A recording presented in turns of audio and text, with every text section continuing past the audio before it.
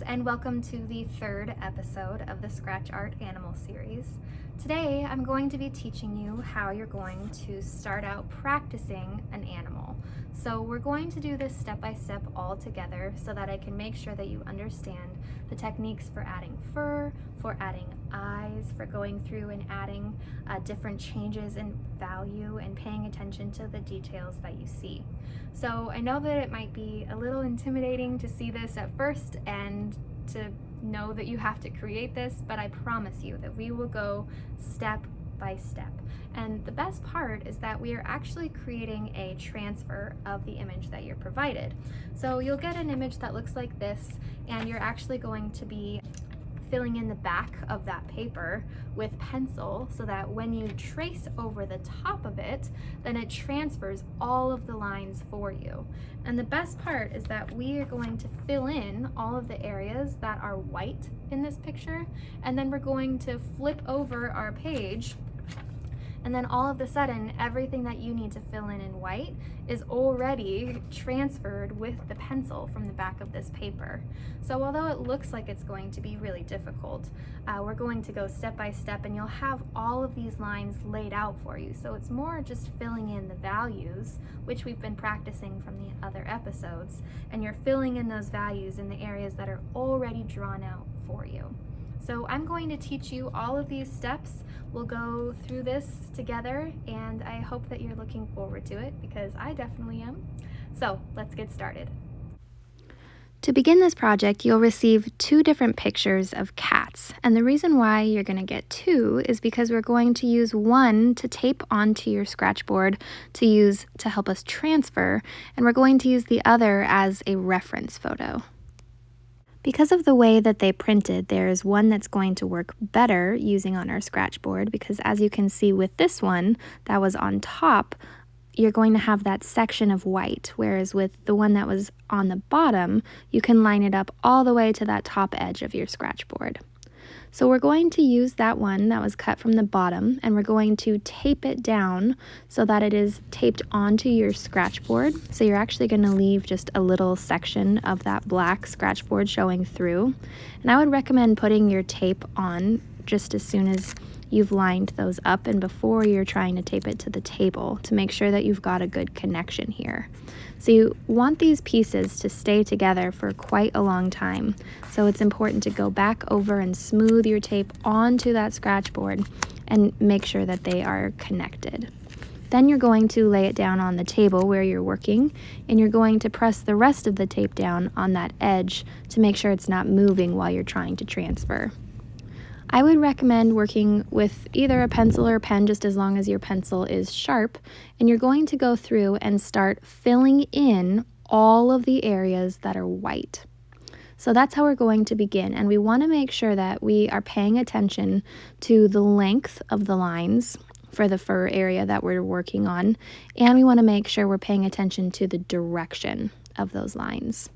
So we're going to begin by just going over the whiskers and making sure we've laid that pen or pencil over the top of it so that it's covering up that black, and we know that we've filled that area in already. So by the end of this step, you're essentially going to have all of the white spaces filled in with either your pen or pencil, because we're trying to show underneath where we need to scratch away on that scratchboard.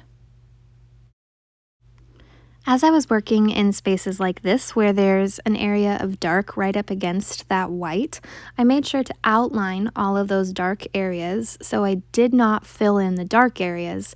I outlined them and then slowly filled in the white areas that were surrounding it. So I was trying to make sure I was aware of the direction of these lines as well. So please notice that they are slanted. They aren't going perfectly straight up and down. So when you fill this in on your scratchboard, you want to make sure that you have that same angle, because if this section was filled in with like straight up and down lines or lines that were going in a different direction, then it would make it look less realistic. Something that's really helpful is that you are able to lift up your reference photo to see how it's transferring and to see if you've missed anything. So you can just lift up that piece of paper and see what you're transferring with the pressure and that pencil on the background to know what you have left to work on. As you continue to work on filling in the rest of your transfer, just keep in mind that what we're working on is filling in any white spaces on this cat and outlining any value changes anywhere else. So we're trying to just fill in all of that white. That's our first step. And then we're just trying to outline any of those other spaces to help us know where to fill in the other values. Here's an example of a space that needs to be outlined because of the change in value. So I'm going to show myself that dark ends right in that space where I drew that line and then transitions into the medium tone. As you're working on filling in the white throughout your photo, you need to make sure you're paying attention to the length of the lines. And on the bridge of the nose, that's a space where the length of the lines really switches from being a medium length line to a really small dot. And so we're going to switch from that hatching technique where we're filling in a bunch of lines to stippling. So you can actually go through and use stippling to help transfer that texture onto your scratchboard. And this is what it will look like once you've filled in all of the white from your photograph and outlined all of the value changes while paying attention to the length of the lines that you're working with. Once you've checked to make sure that you've transferred everything that you need, you can actually lift your scratchboard up off of the table and fold that piece of tape over the back of your scratchboard so that you don't ever take that transfer page off until you're all the way done. That way, if you lose a detail or if your pencil gets smudged on your scratchboard, you can just flip your page back over and continue transferring those details until you can see it.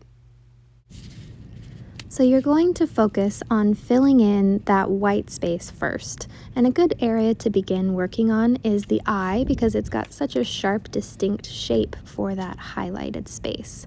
So we're going to be working with our scratch tool, and when we're filling in solid areas of white, it's really important that you don't press too hard with that sharp point because it can actually tear the background of your scratchboard paper and it'll lift it up and make it look a little bit darker gray. So it's really important to try to work with either the side of your scratch tool when you're filling in solid white spaces, or just press a lot lighter with that pointed end so that you're not tearing your page. The first step to completing an eye on scratchboard is to fill in all of the white spaces. So I filled in that reflection mark and I'm going around and filling in that lighter edge up against the outside part of the iris. The white from the iris extends all the way around that bottom half, so I filled that in, and now I'm going to start working on adding the value right up against the pupil. So we notice in the image, the reference photo, that the pupil looks very black compared to the area surrounding it. So we need to really lighten up that space around the pupil. And I noticed that there were some pure white highlights just up against that right side of the pupil, so I made sure to add those first. And then I started working in a little bit of a medium tone and using a scribble technique to fill in that space right up next to the pupil without making it solid white, because we want to be able to tell the difference between that white outline around the iris and the medium tone that's surrounding the pupil. We also need to add value going up towards that darker part of the cat's eye, and this is actually going to be similar to a tiny value scale. We want to fade it out into the black. Keep in mind that at this point, our focus is really just still filling in those main white patches. So I'm still looking for those solid white areas to start with, and then I can go back over it with another layer and continue to add those medium tones. But I think it's helpful to get started with those pure white spaces first, and then you can slowly kind of fade out to the medium and then to the black of the scratchboard. Notice that as I'm working on filling in these solid white areas, I'm using the side of that scratch tool to make sure that I'm not tearing my paper with that sharp point at the end. Using the side edge of the scratching tool will also make this go by much faster because you're just scratching away so much more at a time. As you're working your way down, make sure you're paying attention to the direction that your lines are going in. Also pay attention to the length of the lines. So these lines that we're working with in this area right above the eye are like a medium length, so we don't want to add too long of lines, and we also don't want to just add a bunch of short little dots either. So it's sort of in between, and we want to make sure that they're going up, so it should be very vertical.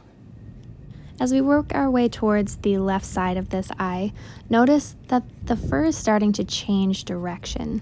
So it started off being very vertical, and then as we're working our way towards the side, it's actually curving and slanting more horizontally. As we work our way down the side of the eye, the length of these lines will begin to decrease. So they're going to start getting shorter and shorter. Once we have that first layer of lines added, we need to go back over it and start adding those patches of value that we see from the photo.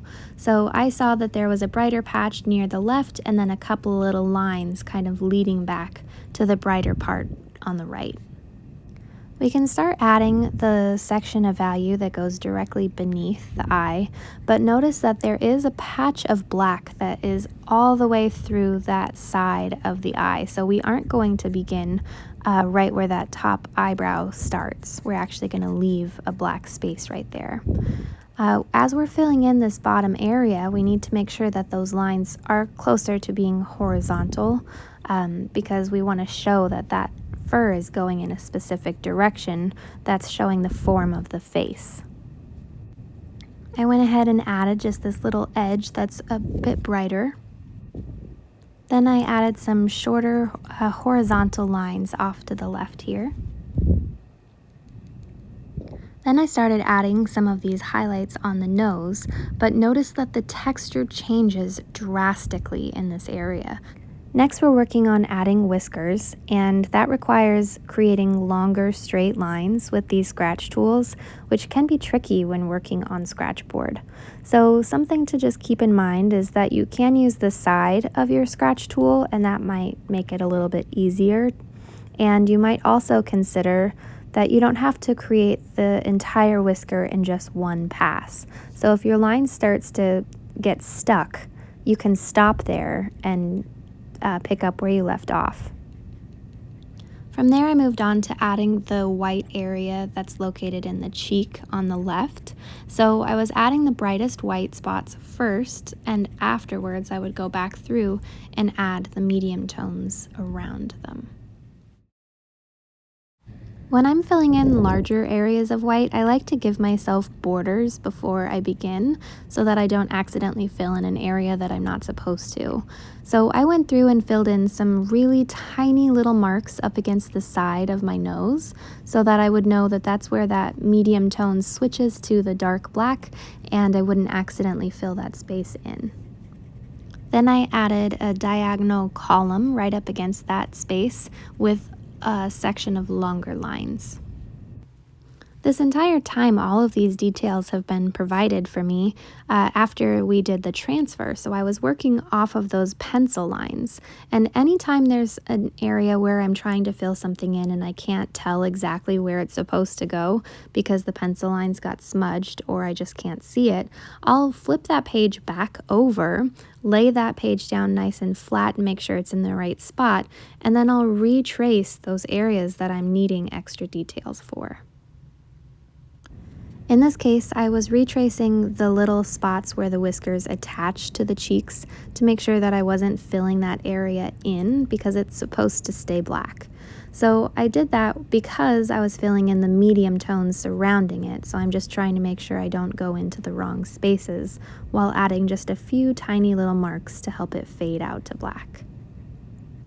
Then I used a row of medium length lines going at a diagonal angle towards the nose to fill in the section that goes directly beneath the area where the whisker is attached. So I was trying to make sure that I didn't go into that space because that is an area I wanted to stay black. Next, I filled in this area right up against the nose with a very small circular pattern to create that scribble texture and a nice medium tone.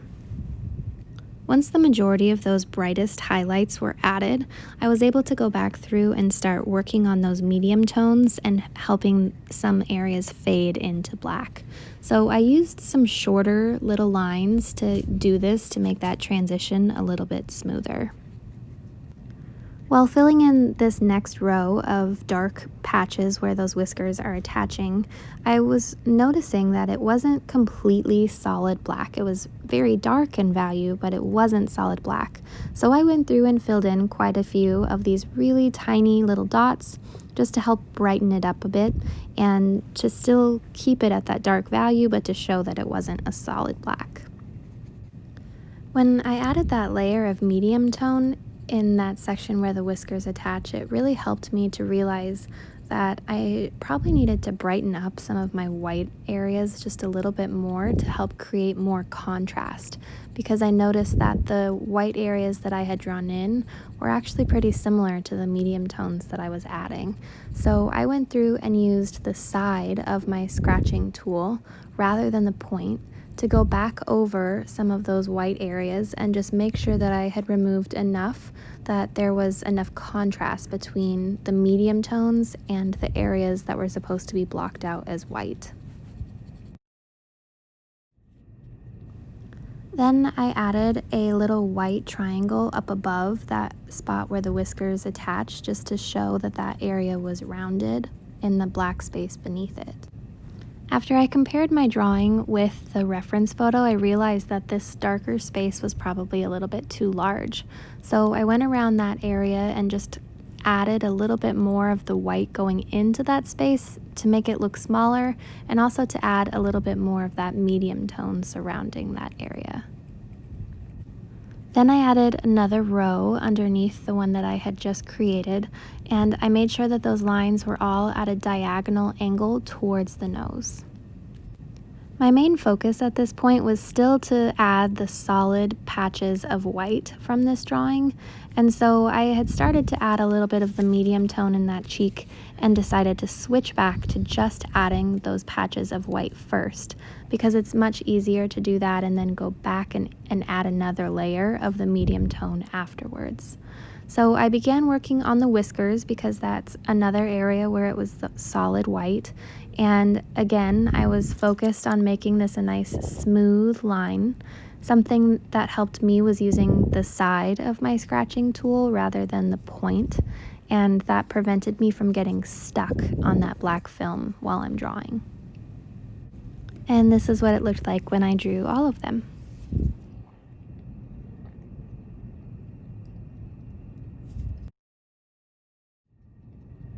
From here, I went back through with a medium tone and added just a little bit of value surrounding those dark spots to make them look a little bit more circular.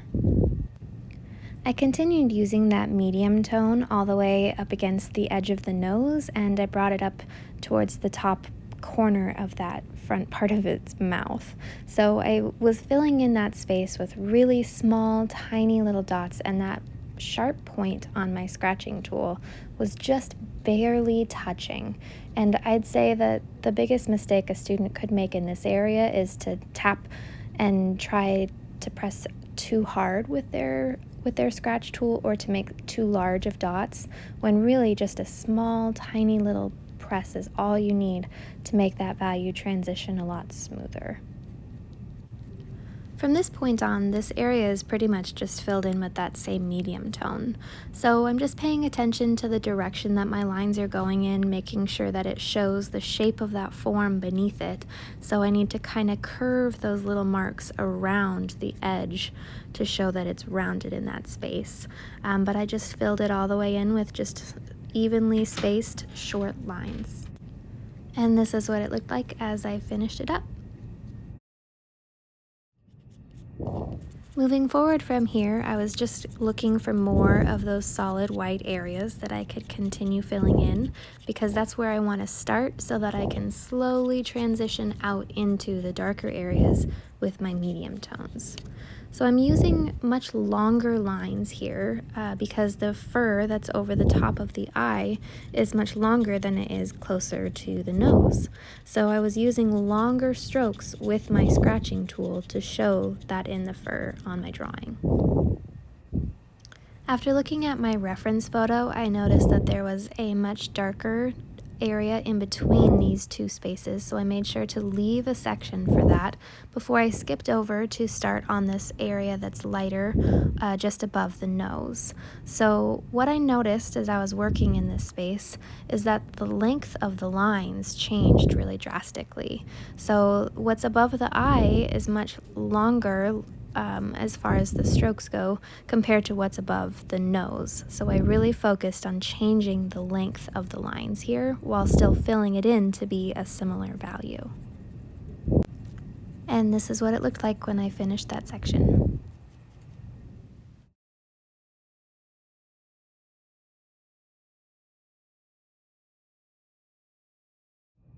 Thank you so much for taking the time to watch this episode.